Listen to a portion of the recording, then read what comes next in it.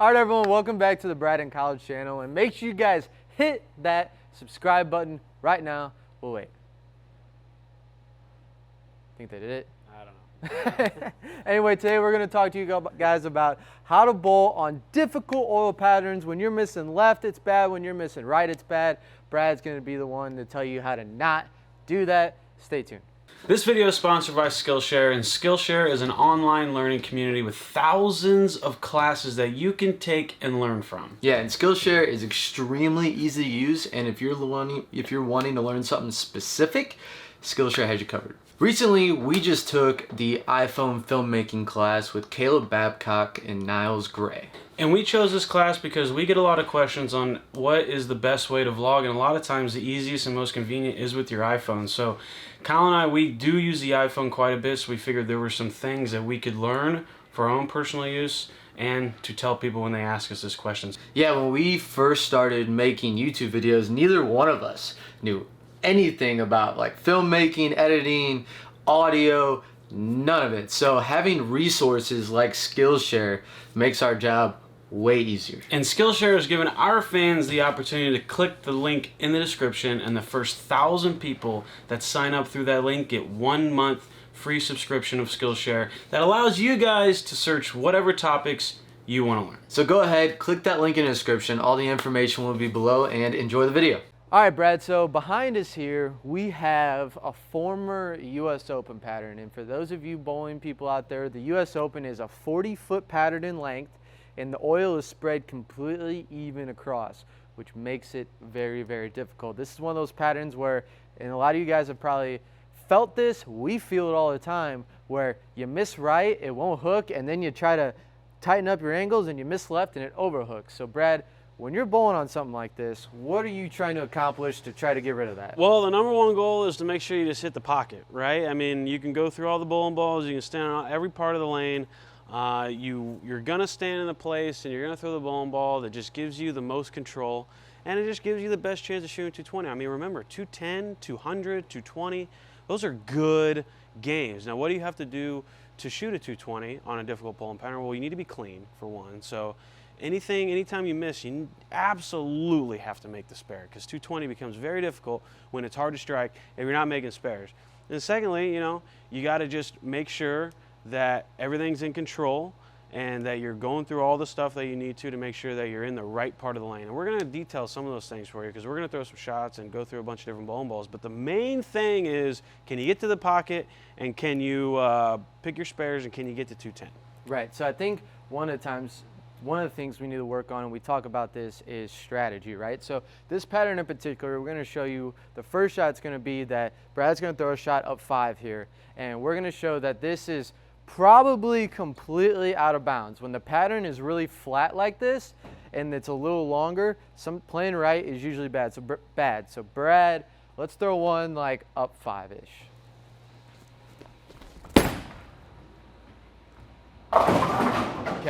Okay. So not a lot of shape there. It's shaped a little bit. We might be able to get something to come off of that, but it still didn't quite get back up to the pocket. Yeah, and we start there because we just want to know how much hook or hang is out there.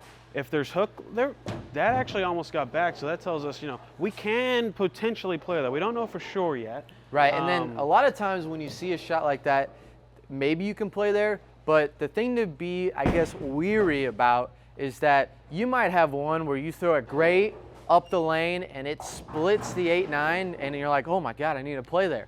Well, when you're practicing, and if you did throw one of those shots, make sure you throw one where you miss a little right, because a lot of times we can throw a strike from there, but can you throw 3 or 4 in a row? Yeah, and you got to know. You have to. It's okay to throw a couple right out in practice, because you have a better chance of bowling well if you just have knowledge of what the lane condition is doing. If you start your practice and you're just trying to get lined up and strike, and you haven't thrown any other bowling balls, you haven't played any other part of the lane, well then the amount of knowledge you have on that pattern, if somebody else in the competition is doing that, they're going to have an edge over you. So you got to try things. So what am I doing right now, Kyle? Am I? Yeah, throw one left? A little further right than that. Right. Okay.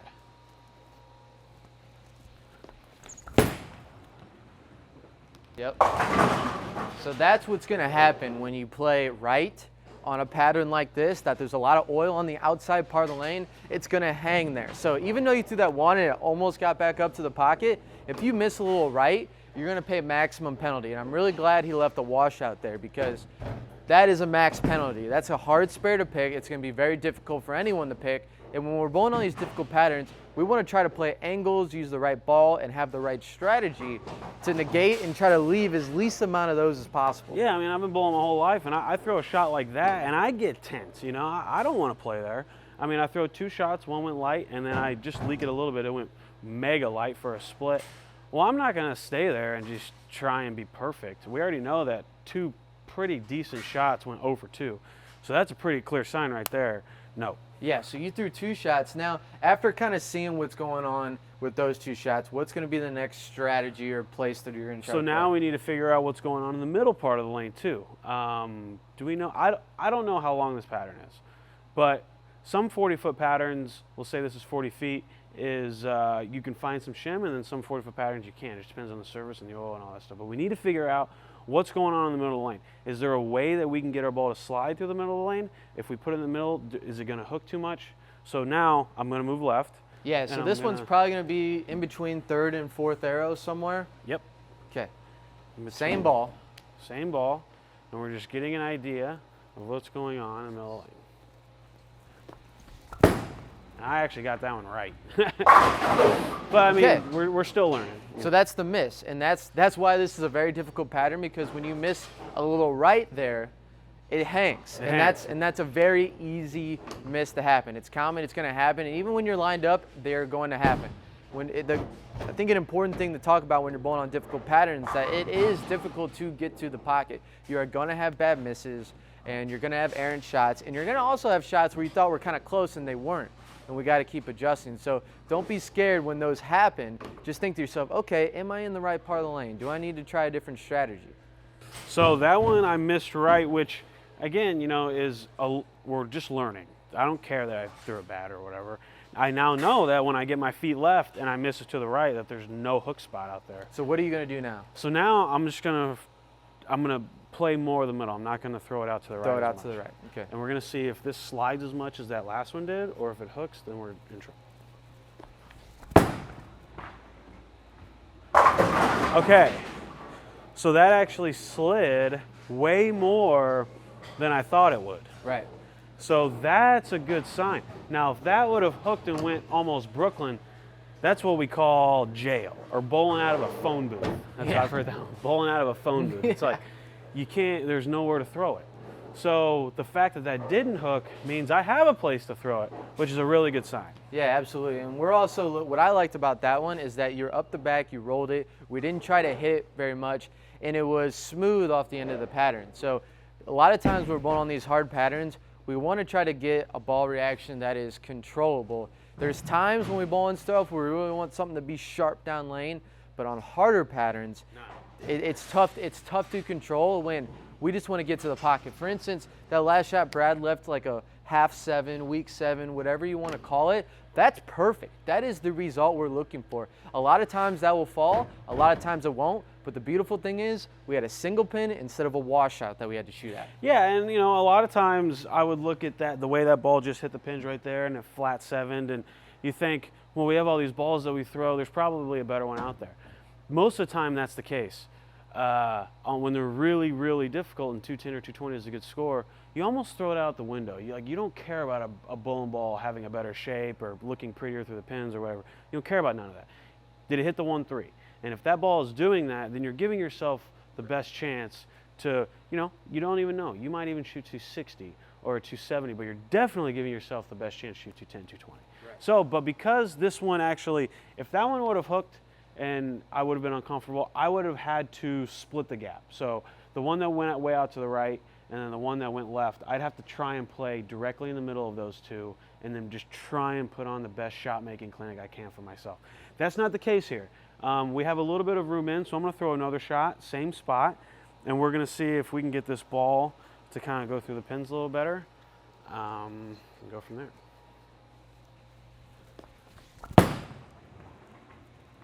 All right, I actually missed a little bit right on that. It wasn't awful, But again, we didn't split.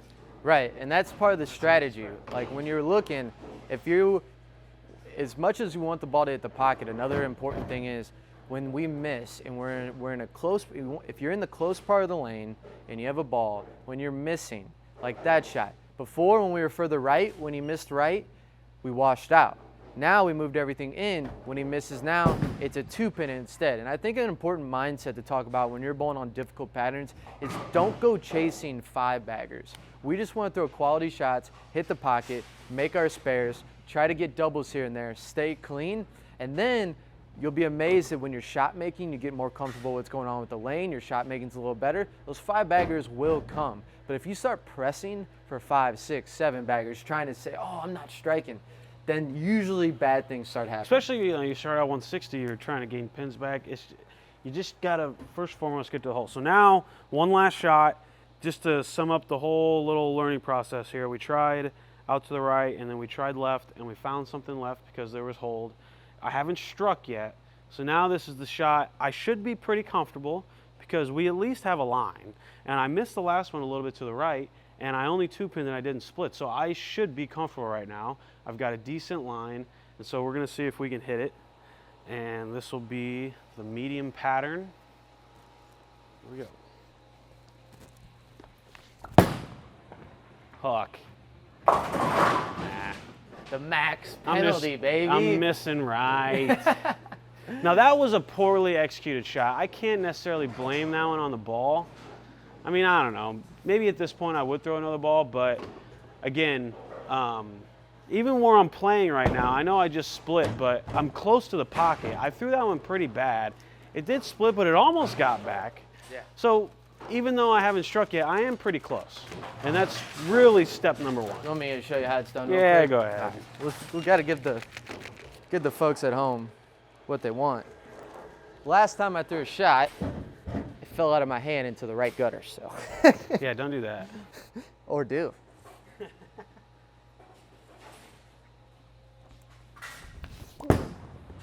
Ooh. Ah. That was actually a pretty good shot, though. Yeah, and for me, my strategy would be on something like this is I know I can't miss right, so I'm gonna try to play middle part of the lane, something controllable, keep my hand a little more up the back, and try to stay around the pocket. 4-pin, happy with that. The flat 10, happy with that. And then once the pattern breaks down a little bit, might be a little easier, then I know that if I start throwing good quality shots and stay close to the pocket, the pins will start to fall. Yeah, and in general, you know, if a pattern starts out really hard, as we bowl on it, the transition hits, it becomes a little easier, usually, if it starts out really hard. If it starts out really easy, then it can kind of become harder. So on these harder, more difficult conditions, they become easier. So even if you start out bad and you're struggling or whatever the case may be, there's always hope because there's always, you know, a pair you could hit. There's always things that can be done in changing environments that can allow you to bowl a really big game. So don't get discouraged. Just make sure you're going through your routine, you're making sure you're rolling it, and you're staying close to the head pin, and you should be off to a pretty good start. All right, guys, so that is our video on difficult medium patterns. Remember, it's a long game. The pattern changes as you go, so just stay close. Make sure your hand's up the back and you're staying close to the head pin. And then remember, they get a little easier as you go, and then you can shoot the 250s and the 260s. And if you guys haven't checked out our merch store, if you guys like bowling t-shirts or you want to support us, we've had a lot of people buying our merch this year, and it's so awesome to go to a bowling alley and be like, dude, that's awesome. That's so our merch. like this beautiful Kyle Sherman silhouette, please go buy my shirt right With now. a signature on it. With a signature on it. But yeah, seriously guys, we have a lot of bowling apparel on there. We're trying to build more designs for you guys. It's cool. There's not a whole lot of bowling t-shirts out there, so we're trying. Yeah, support us. Appreciate it. So thank you guys for watching the video. Like and subscribe, and we will see you guys on the next one.